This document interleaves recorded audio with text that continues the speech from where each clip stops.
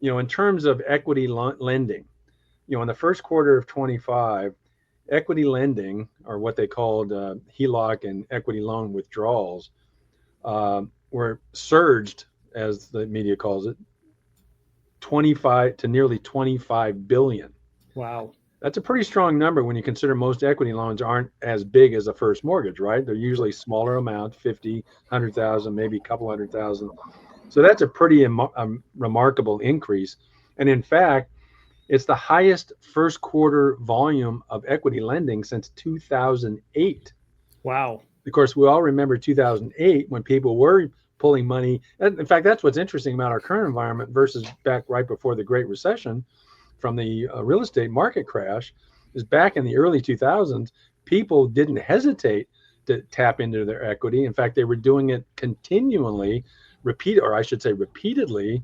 In fact, in the industry, we would joke about how some homeowners were using their homes as an ATM machine. Mm. And they would pull out more equity like every 6 months or a year because home prices kept going up so quickly.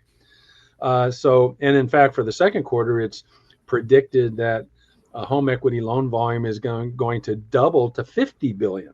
Wow. Now, again, that sounds like a very big number, but at the same time, currently tappable equity in the U.S. residential housing stock is at about $11 trillion. Wow. And so when you look at these 25 billion in first quarter and second quarter of 25, it may get to 50 billion in home equity lending. Well, when you compare that to the available tappable equity of 11 trillion, even though that loan volume, which is a bright spot in the mortgage industry compared to first mortgages, be it purchases or refis, that amount, 25 billion, 50 billion, is minuscule compared to the amount of available equity that can be tapped. Hmm. So what that tells you is a lot of these homeowners are stuck in this sell or not sell, and they're not thinking enough about the other option of don't sell and tap into that equity, because the current number of people who are doing that is pretty darn small compared to what is available to them.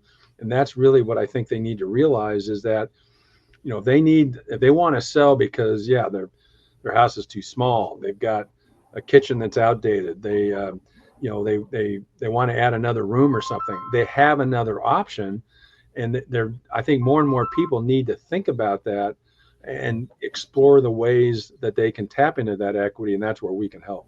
I love it.